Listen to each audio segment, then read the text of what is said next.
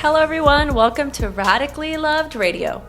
I wanted to create a place where people can go to get inspired, get motivated, or find some clarity and get tools to create a radically loved life. I will do my best to provide information on a variety of subjects, including yoga, holistic health, life coaching, spirituality, meditation, and overall mindful living. Each episode will bring you some of the world's best spiritual leaders, entrepreneurs, yoga teachers, coaches, along with some of my closest friends, and we will talk about their life experiences and journeys to create something more out of their lives and how they continue to grow to make that happen. Hey guys, Rosie here. I just want to say I am so grateful that you're listening. We are just getting a massive amount of response on this podcast, and I am so grateful that you're a part of this radically loved community, that you're enjoying the content and that you're enjoying all the guests and that you're still here and you're still working on yourself and your journey and your path. And I pray that you've received some tools listening to the guests or listening to any of my ideas or topics on meditation or yoga and how these tools can help you create a life of purpose. To continue to help us give you the best content, you can subscribe to this podcast, and most of the time you can just do it from your phone, from iTunes. Click subscribe and write a review. This really helps us continue this path and this journey, and we love doing it so much. And again, I'm so grateful that you're here. Let us know what you thought. Thanks for listening. Henry Ammar, founder and CEO of MakeItHappen.Life, is an award-winning empowerment coach, impact entrepreneur, a creative, and a visionary leader with in-depth experience in the personal development, business leadership, entertainment, real estate, and education industries. Henry has lived many lives and has incredible wisdom behind it. I cannot wait for you to listen to this incredibly inspiring conversation that we had together. I'm so privileged and honored to call him my friend. I really look up to Henry and everything that he's doing, and I can't wait for you to listen to what he has to say. Will call you out, friends that will love you when you're up and when you're down. And sometimes randomly, I'll ask my friends who are pretty straight up with me, I'll say, where do you think I'm falling short? Where can I unleash better? Where can I love better? What can I do better? And my one friend told me, he said, Henry, and this is something that was an interesting spin on it. He's like, you need to start asking people for what you need, because you're anticipating other people's needs all the time and you're out there trying to help them and trying to do for them. He said, but not everybody thinks the same, and people want to help. They just don't think, oh, well, Henry needs help or Rosie needs help, or, so we don't ask, and we just sometimes look and we're like, okay, I will have to do it all on my own. And that's not necessarily the truth, but you're freaking awesome, and you're one of the people that takes initiative and sees people and says, hey, what can I do for you? And I want to just let you know I totally appreciate that, because you're so awesome. And it was funny because I had that conversation with him about a week ago, because we're talking about all the new ventures I'm doing, the Bali trip, everything else, and he was like, Henry, you need to just call and ask people for what you need if you need help, because some people will, reach out to help you, because he's one of those guys that's like, what do you need? And he's there. And like you. And some of my friends, you think, oh, well, they just are too busy, but they want to help. They just don't know, and they're just not the person to ask initially. So, right. So my whole point in this story is I wanted to thank you for being such an awesome person and a friend. Aww. Because you literally will call and say, Henry, what can we do? And it's whatever, I feel like whatever I'm doing, I automatically feel like I have a partner in it. It's awesome. It's the best. Yeah. Well, how are we gonna sell this Bali trip out? How are we gonna do this? And I'm like, I love it. I really feel oh man, there's someone else on my team that's amazing. So I just appreciate you. Well, I can return the sentiment, because any idea I've had for anything, I mean, you've received some random emails for some random ideas from me. the best ideas ever. And you're okay, how do we do this? Let's do it. I know this person. You know what I mean? So I think that we're just, you and I are very like-minded, and it's so nice to feel supported. Like, I know it, and it's so good to feel and know that if I have an idea that I really want to execute, I know that I'm going to have a team to do that, you know, and Totally. I know I don't even have to like, I'm like, I don't even have to tell you that I'm going to sell my belongings and go, no, I'm just kidding. Because you'd be like, hold on, what's happening? I was like, I'm there. What do we need to do? Let's go. I love it though, man. I love it. And I love, yeah, it's just so good. And you know, it's really comforting. And I know not everybody may have that necessarily, but you kind of find people along the way. And when you do, you just kind of love them and make sure, I don't know, it's just awesome. And I am grateful. So well, thank you. I mean, this is an important conversation. So if you're listening to this right now, then I have decided to put it on a podcast, because these are conversations that Henry and I have, like, quite often. Like, True. we have these conversations all the time, and Henry and I were speaking the other day, and first of all, we need to have him back on the show anyway. We have received such a massive response from our last podcast that people are still listening to, and they got a lot of value out of his advice and how to do certain things and how to find a coach, and, you know, all the really great tips that Henry gave us before. And Henry obviously is a very dear friend of mine, and I rely on him to make decisions. A lot of the time I call and I ask him for his advice, because it's truly valuable to have somebody like this in my life. And I just thought it'd be great to just have one of these conversations so that everyone else can maybe find some value in them if they choose. So, Henry, thanks for letting me record this conversation. Are you kidding me? Thank you so much. Like, I love it. And thank you for having me on. It was funny because literally, Rosie, we just started having a conversation. Rosie was like, wait, I think I should hit record. I was like, okay, sure, go for it. Let's do it. I was just telling her how grateful I was for her, because she's such an incredible person. And, you know, and literally she's like, wait, you're going to tell me a story? Hold on, let's push record. I was like, let's just go for it, you know? So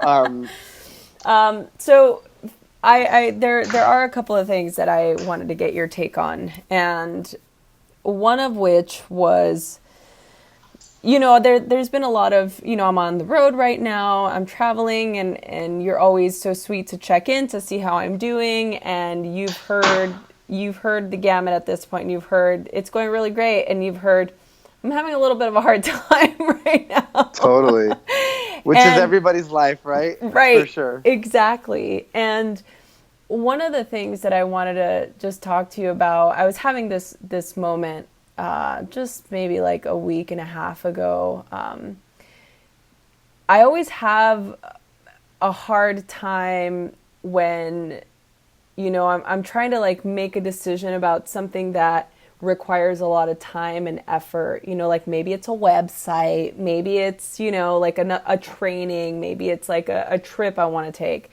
So I always really give it some well thought out time, so that I don't, because I have a really bad track record of being impulsive, you know, and so I feel like I've gotten a lot better, and luckily I have people like you in my life that I can ask and just kind of feedback off of. But, you know, do you ever get into a position where you feel like you've overly invested in something, and totally.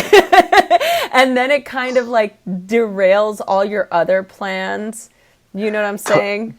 Totally. Without but first, go ahead. I'm sorry. Like, without giving the audience like my full like laundry list right now, like I feel like you can speak to that. Oh, totally. First of all, I think that it's amazing that you're a doer, though. I think the fact that you're a doer first is so big, because I think a lot of times people don't do, you know, and I think it's in the action, even if it's impulsive, even if we invested so much time into it, the lesson we learn and who we become from actually doing, we take with us to everything else we do, versus me sitting here just pondering something, which I think is important. But I think on the flip side, the fact that you do and you take action, I've so many things, like where, you know, you go after something, you work really, really hard at it, and in the middle of it, you're like, wait, I am so in the midst of this, and it's not even necessarily like the best thing for me to be doing with my time. And then you're self-aware, then you switch it. One thing that I started to do, which has totally helped, is I have this weird system that I do daily, typically, and weekly, where I'll ask myself a series of questions in the morning and a series of questions at night before I go to sleep. And it's so simple. It's like 5 minutes of my time, but if I really just focus on it, it helps me stay in line, where I'll ask myself, okay, well, what am I doing with my time today, and why is it important? Because I have this phrase I always say that just because it calls the loudest doesn't necessarily mean it's the most important. And, you know, everybody has a mission and a purpose, whether we know it or not. I know yours is so awesome and clear, and I think a lot of people are trying to figure it out. Mm-hmm. But either way, if you don't have a goal, then your goal is to figure out what your goal is. So everybody has a goal or a mission, right? So I you know, one thing that I totally, you know, I have so many projects in the air right now where literally just recently I've implemented the system so much more that I said, okay, well, what are the most important things that are going to cause the biggest impact and the best use of my limited time? What can I delegate or hire somebody to do? And if you don't have the capital, how can I figure it out? Because, you know, there's so much opportunity, and you know, going off on a side tangent, there's a difference between having, for me, how I used to have this scarcity mindset versus abundant mindset, where there's an abundance of opportunity, abundance of help, abundance of money, abundance of love and light and everything in the world, versus there's only this much and I can, you know, so, you know, back to what you were saying, absolutely, I get caught up in stuff, and I you know, I work at it, and now implementing this, it's helped a little bit, but sometimes we dive into something, and I feel like life has a way of making it work together for our good, and it just becomes beneficial to the next thing we do. Yeah, I think, thank you for saying that and for validating that I'm not alone, because sometimes I feel like, especially with us, because, you know, if I'm feeling like, I don't know if I could do that, like I'm kind of like a little skittish about taking the plunge or doing like something that's going to require a substantial amount of resources, you can be like, well, what do you mean? Like, what's the problem? Like, just do it, you know? Totally. And sometimes like that's all we need is that, oh yeah, like I do believe in myself, and this is something that I'm doing for myself. And look, I mean, without being so vague, to you, the listener, who I value so much, we're in the middle of changing the platform a little bit. We're in the middle of changing the website so that it's more streamlined, and there's a couple of things that we're adding to it, along with workshops and retreats and all these things, but it requires time and resources. And to me, it's so important to be able to invest in that, because it's an investment in the community. It's like, it makes it easier for people to get this information that's out there, and it's important, you know, but like, I'm not a graphic person, right? Like, so, you know, we need help from other people from the outside to help us to make those dreams a reality. And the reason why I bring it up is I was talking to a client of mine, and she was having such a hard time investing in this workshop that she wanted to take. It was local, but it was a substantial amount of money. But she believed that it was going to help her. But she was having such a hard time, like, just making the decision. And maybe she didn't have the resources, but she could get it. Do you know what I mean? Does that make sense? Totally, I hope that makes sense. Totally. And I was like, are you kidding? If you believe that this is going to make a difference, and you really want to study with this teacher, and this workshop is going to change the way you feel about this part of your life, you need to do it. Like, figure out a way to just do it, right? And just make it happen. And as I'm telling her, here I am, I'm like, I don't know, like, I know that my website's going to be awesome, it's going to be a thing, but I'm like, oh, I got to figure it out how to do it, you know? And then, like, talking to you, you're like, what are you doing? Like, get it done, you know? Like, here are the ways to do it, you know? So true. The greatest investments we could make are in ourselves. in our growth, in the things that serve our mission and that serve other people. Because ultimately, I'll use you as an example. I know you invest so much into yourself, into your knowledge. You spend so much money on yoga. You're an amazing yoga instructor. Yoga Journal, you're like a representative for them, and you're involved in so many things. You train a ton of celebrities, yet you're still investing in yourself to this day, and you will continue. Knowing you, and that's why you've been able to do all the things that you have. And I remember for me, it's interesting because I have this Bali retreat that I'm hosting in October, and I'm having a lot of these conversations with people like, I know this is going to change my life. I know this is going to be so good, but I don't know. It's a lot of money. I'm like, wait, if you just said this is going to change your life, like, I'm not trying to sell anybody, but right. if you really feel like this is going to change your life, which it will, then by all means, you're the common denominator in every single thing that you do. So when you enhance this beautiful machine, fill in the blank of your name, whether it's Rosie or Henry or whoever's listening, then you're going to take that with you everywhere. It's going to go to your career, your relationships, your finances, everything. So it's funny because I'm going to a big event on Monday and Tuesday, and I remember I paid for it back in January, and I knew it was a decent chunk of change. So I was like, wait, did I buy the VIP where I get to do one-on-one meetings with people, or did I buy the regular one? And I was like, no, I probably did the one-on-ones. Let me go back and check. So I'm scrolling through my bank statement, and I'm like, whoa, okay, $3,500. Oh, I went to this one event, this workshop. Oh, $4,000. I went to the other one. And it's not like, look, I quit my job in August to start MakeItHappen.Life, and I infused everything into it. So it's not like I was sitting here like, oh, I put everything into it.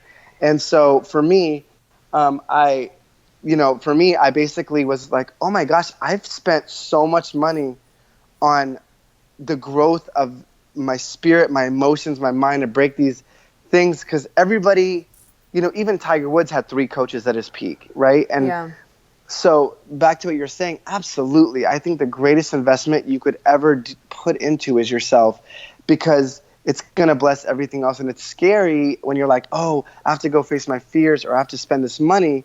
But everybody I know, it's funny, I was having this conversation with this person 2 days ago who last year only made $12,000.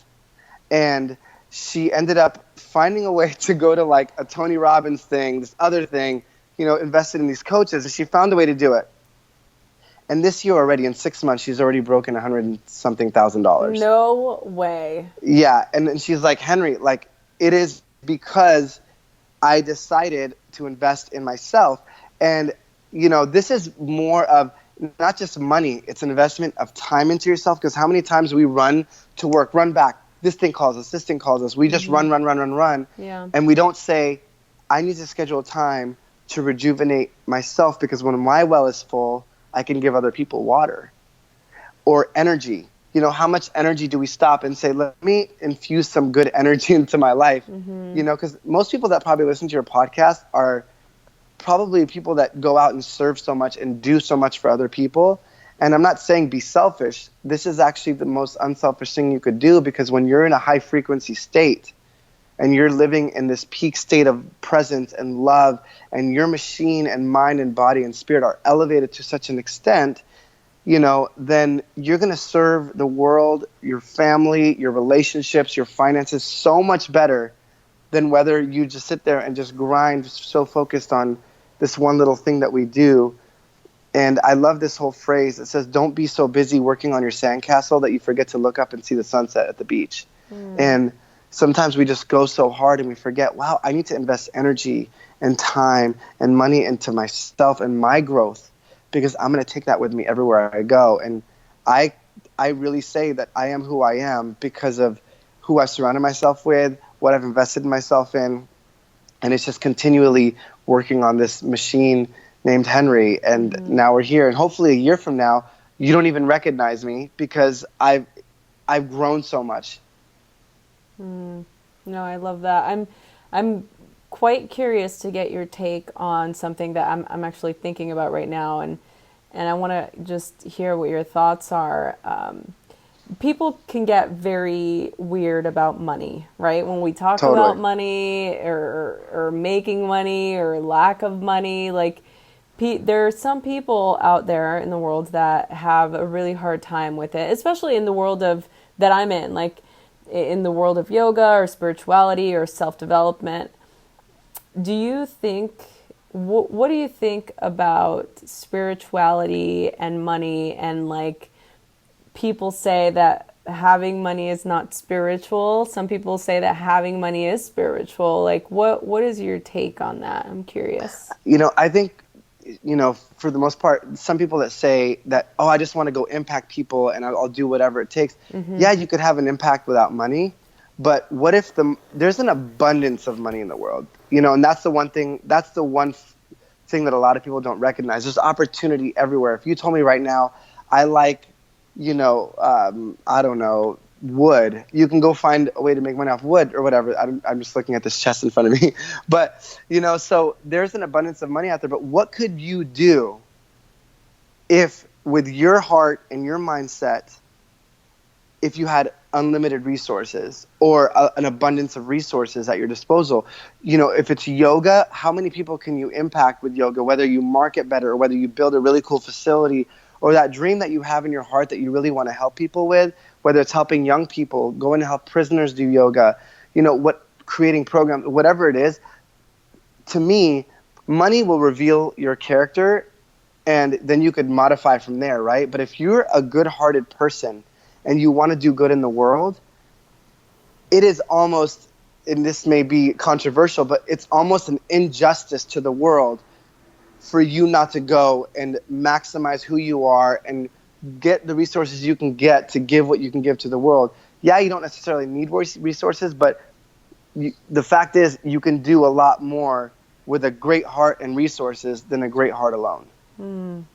So, my thought process is, yeah, some people, I used to have that, and I think I might have mentioned this in the other podcast, but I used to have a crazy limiting belief on money where I had actually like three things tied to it. One was, before I was born, my parents had $200 in their pocket. And when I was born, we grew up in a room, literally all the room could fit was my parents' bed and my sister and my bunk bed. And you couldn't even really walk. Like, that was our room. And then one day I walk into, the kitchen, and I see my father with his head in his hands, and it's 4:30 in the morning, and he's going to work, and I could tell he wasn't very happy. And I said, wow, like, you have to work really hard to barely get by. And it served me in the fact that I work crazy hard. And if anybody that knows me will say, like, you're crazy. But on the flip side is the barely getting by part stuck with me for so long that, we almost self-sabotage according to our limiting beliefs. Mm-hmm. Where we're going to go, and we're like, oh, no, like, I'm not barely getting by. So subconsciously I have this weird thoughts from a kid that I have to barely get by. So, and also if I make it, a lot of money, then how are people going to feel about me? The people that I know, are they going to treat me differently? And since if I value love over money, then my belief that money is going to take away love, I will sabotage money because I don't want to lose love. Wow. So mm-hmm. I had to change that and say, wait a minute, like, I could bless, and this was, funny, I had this conversation with my sister. We had a really, really straight conversation. I said, my sister's name is Nora. I said, Nora, like, I know this isn't you, but it's a belief.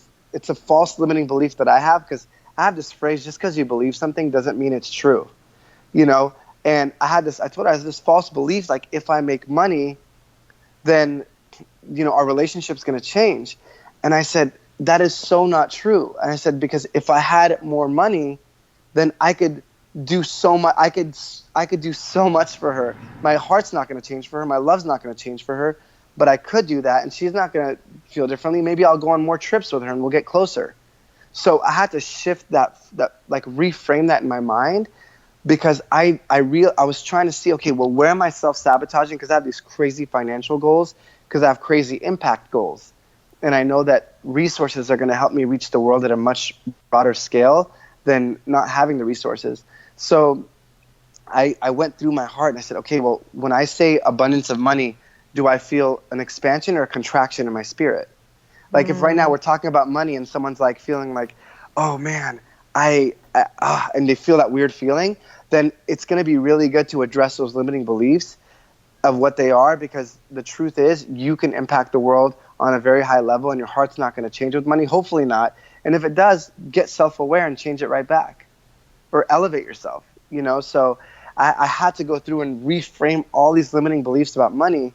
And I look around, and it's funny because we were at this Tony Robbins event, and I invest in all these different people, these coaches, and everything I could do to work, to build myself to be the best machine, right? So I'm at this event, and all of a sudden somebody gets up and was talking about human trafficking.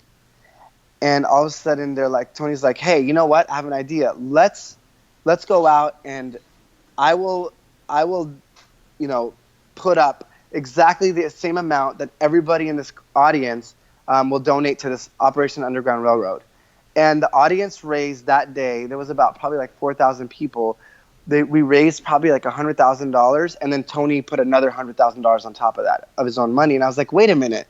And how many kids would benefit from that versus somebody that has the money but doesn't have the same heart as he did?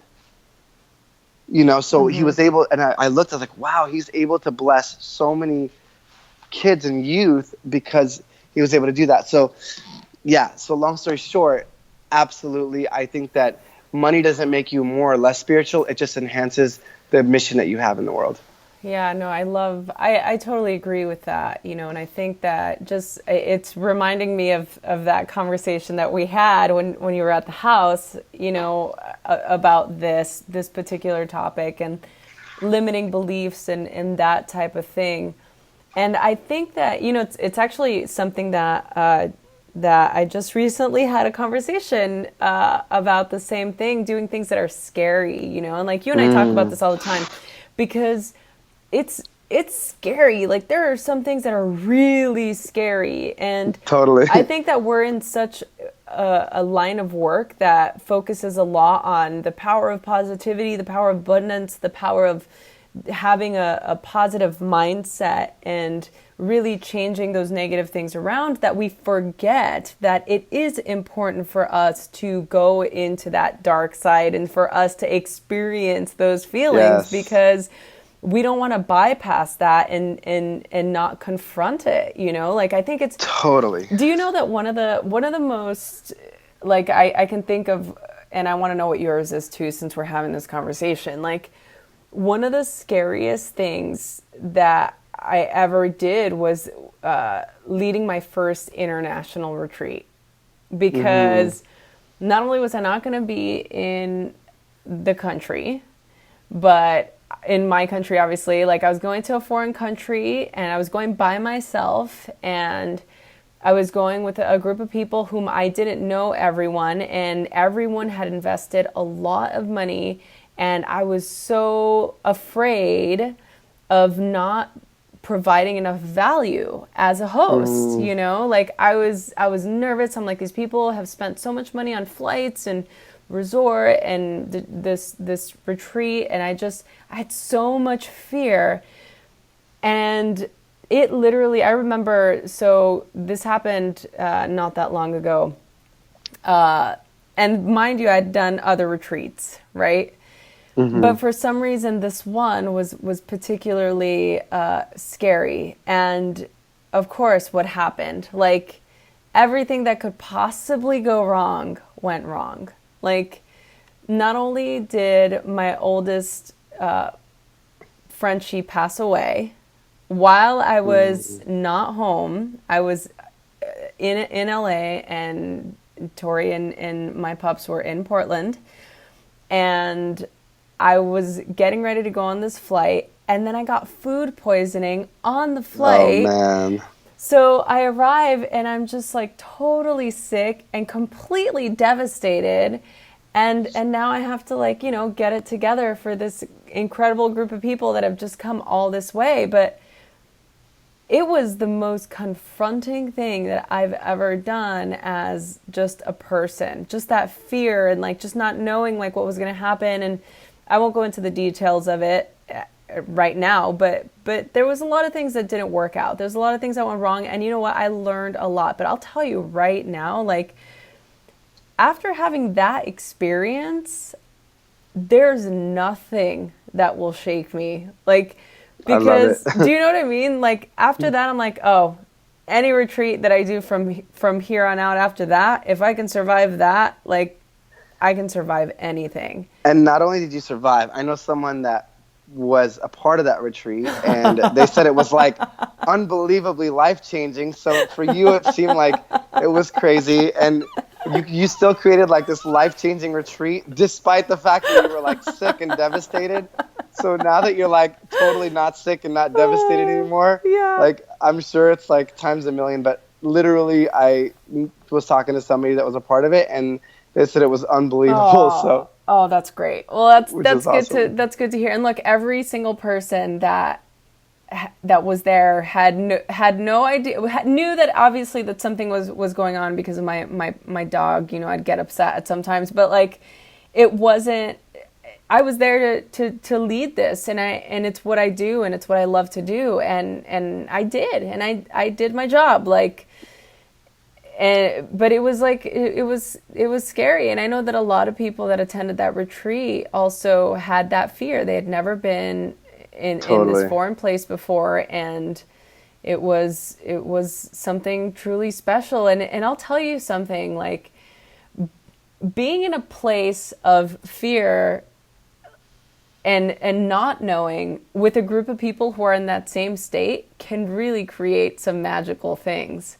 Totally. You know what I mean? Like, because I think that that's how we really show up, right? We really sort of, we learn about how we show up when we're faced with that type of adversity, right? Totally. And fear could be an indicator, right? Where you know, when you have fear, the only thing you need is courage. You know, where you can have the courage to look inside and say, wait, why do I have this fear? And even if you don't understand why, then someone can go to one of your retreats or my retreats and discover why, or go somewhere else that they can help discover why and elevate, because courage becomes confidence. You know, courage becomes confidence. And a lot of times fear comes up and we want to run away from fear, but why not use it as an indicator? That, maybe this is going to change the identity I have for myself in a very good way, because I believe I'm not good enough, or I believe this. So if I go and do this, it's out of my comfort zone, where to me, I believe magic happens outside of our comfort zone. It doesn't happen in our comfort zone. So if you're afraid and you feel, and you know it's a good thing for you, that's the thing you should be doing right now. Like immediately. So whatever, I resonate so much with you. I'm like so scared right now. I'm like, what are you telling me to do? Are you subliminally talking to me right now? No subliminal messaging here. But like, I literally felt the same way. 2 months ago, you know, Rosie is awesome. I called her, if you're listening, and I said, hey, this thing keeps coming up, because I really believe, if you heard my first podcast, that we have like a GPS system that guides us if we're listening to it, you know, and call it intuition, spirit, universe, whatever you want to call it. Like I know it's guided me so much in my life, and I can go on for days about the miracles that have happened and crazy stuff. But so Bali kept coming up in my heart, in my mind, in everything. And I was like, am I supposed to go finish my book there? And then my friend randomly comes up, she goes, Henry, I just really feel like you need to go to Bali, and I feel it so much, I'll even like pay for you to go. I was like, wait, what? No, like you're not gonna pay for me to go, but that's crazy you saying that, because I'm literally seeing that everywhere. And then I call Rosie, and the word retreat popped up in my heart, and everything was like, yes, this is what I'm supposed to do. And I've never done a retreat in Bali. I've done a lot of stuff out here, a lot of stuff across the country, but in an island I've never been to that I've always wanted to go to. So I called Rosie. Rose like, yes, you definitely need to do it. I'm going to introduce you to my friend there who helped me run this retreat. I call her friend, and her friend, I randomly, coincidentally, quote unquote, says, wow, yesterday I was putting it out to the universe that I wanted to help somebody bring a retreat to Bali. And I was like, and she's like, and you called me today? And I was like, okay, that's perfect. I guess we're supposed to work together. And then she's like, I'm going to send you 4 resorts that I would have it at if it was my retreat. And I said, perfect. So she sends me these 4 resorts. I look at one of them, And I'm like, this is the one. She's like, Henry, that one's booked up through 2018. I was like, I don't know why. Like, I know this is the one. And she's like, you want to do it in like September, October, right? I said, yeah. She goes, they only have 1 week in December. And other than that, they're booked up because it's only a 10-room resort. It's like 5 stars, like top 1% of hotels in the world, according to TripAdvisor. So it's a big deal. And I was like, Amalia, I don't know how to say this, but I know this is the one. And she's like, okay, well, let's just wait and see what happens. So about like a month ago on a Friday night, I get home at 10:30 at night, and out of nowhere, that resort pops in my mind and my heart. And so I call them, and I'm like, hey, I know this is random. I know you guys are popular and busy, but I want to host a retreat at your resort. Was wondering if you had anything for September, October, maybe 9 or 10 rooms. I know you're only a 10-room resort. He kind of giggles, and he's like, almost like, what made you call me today? And I was like, I don't know. I just got home and just thought I'd call you. He goes, 1 week in October just opened up. Oh. Like, just opened up, and you called me at the perfect day. And I was like, I'm supposed to do it. It's mine. Save me the dates because they're really popular. Yeah. But the scary thing is I'm sitting there, and I'm like, okay, well, in order to save it, I have to put like this fat deposit down. And I went to the bank, and I'm like, oh my gosh, I'm just diving into something. And I know it's the right thing. I know it's going to be incredible. I know it's going to be life-changing for anybody involved. And I literally did a Facebook Live where I'm like, hey guys, I'm just going to tell you, this is kind of crazy. Like, I'm putting this fat deposit, and I have like a month to sell it. And here we go. So I dove into that, like you said, and I guess I'll have the experience. Hopefully I don't get sick, or my cat doesn't die, or anything when I'm there. Don't say but it. It's not gonna happen. It's not gonna happen. But either way, like I know, like without a doubt that it's gonna be incredible. The stars are already aligning for it, and I already know the programming for it. Just like it's gonna be really life changing. And for me, I totally get what you say when you like, sometimes you have to answer the call, right? Like you feel, whoever is listening to this right now feels, oh my gosh, I really feel like I need to be doing this, but it's really scary, but I know it's the right thing to do.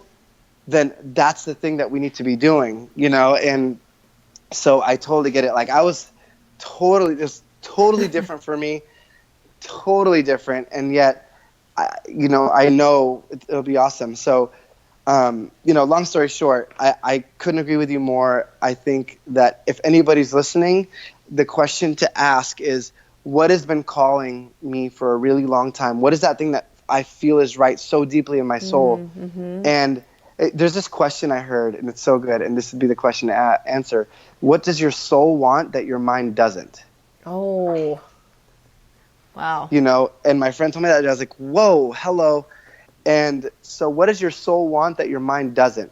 And look, here's the crazy thing, and I had this is perfect segue because those of you that don't know, I lost my mother last year to cancer, and the last year of her life was pretty rough, and it woke me up so much to a place where I remember looking at her and saying, wow, one day, hopefully 100 years from now, that will be me, and there's one life, and we forget that. And what am I doing every single day? Am I just living mechanically, or am I really living my living? Like, am I living that thing that lights me on fire?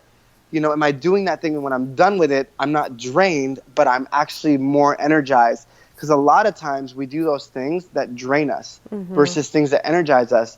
So how do we switch it? How do we do more things that energize us and less things that drain us, and create a way to live a full life? And life is too short to live in a box and Henry, to be safe. That's so true. So for those of you listening, I love that this was just our conversation. I've turned it into a podcast segment. So thanks for letting me do that, Henry. Thank you. So everyone that's listening that's having that moment and doesn't know what to do, just call Henry and he'll help you out. Anytime. I got you. So you're doing this retreat. This is what's coming up. This is very exciting. I'm really excited, and I'm so bummed that I'm not going to be able to go because I'm obviously going to be still on the tour. But do you happen to still have space for the people listening or anybody that's interested? Can you? Yes. As of right now, there's a few rooms left, and would love for you to come. It's really going to be, life-changing. if it calls to you, then jump on it. And I can give Rosie the link to put it on there. You can go on MakeItHappen.Life, and there's a link that takes you to a Bali retreat, and you could check it out. So www.MakeItHappen.Life, and you could check it out. If you have any questions, you could email me personally. It's Henry@MakeItHappen.Life, and I would love to answer any questions. But I'm super excited. The people that are signed up already are incredible, and would love to have you. So it's like, yeah. Sometimes, in my opinion, Henry, and obviously you agree with me, I know, but like sometimes it takes doing something like this, or going to a workshop, going to a retreat, doing a training to like shake things up a bit, you know? Totally. Like, we need that guide to kind of just lead us through the way, you know, Absolutely. so that we can have a great experience and ultimately really find ourselves.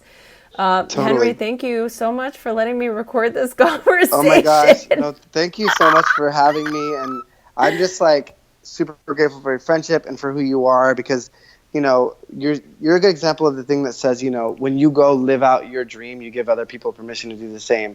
And I appreciate it, because when I leave talking to you, I was telling Rosie the other day, I was like, I am a Rosie Acosta fan. Sign me up for the fan club, because I am a fan and I'm all in. And thank you so much. And anybody listening, can I just say one more thing? You can say as many things as you want. So if you're still listening, which I hope you are, look, like, your limiting beliefs are just, they're not all true. Like, they're not true. Like, who we are as a person in our core, in our heart, is such a powerful, abundant, full of love and light person. And sometimes life, when we're younger, we develop these stories or beliefs that, like, I'm not good enough, or I can't accomplish it. That's not for me. It is for you, because what you're seeking is also seeking you. You know, I love that phrase, and it's so true. If you have a desire, then there's something out there with the same energy frequency that's like you can connect with and get to it. So don't settle for these limiting stories and beliefs, and question them. And, you know, find somebody. If it's not me or Rosie, find somebody that can get you out of your mind, because the mind is what creates a problem. And I guess Albert Einstein said you can't solve a problem with the same mind that created it. So do for yourself, because you will bless people so much more. And don't settle for like less than who you really are. And I think that may resonate to everybody differently, but the limiting beliefs and stories you have are not all true. And they're actually not even 99.999 with a line on top of the 9 aren't true.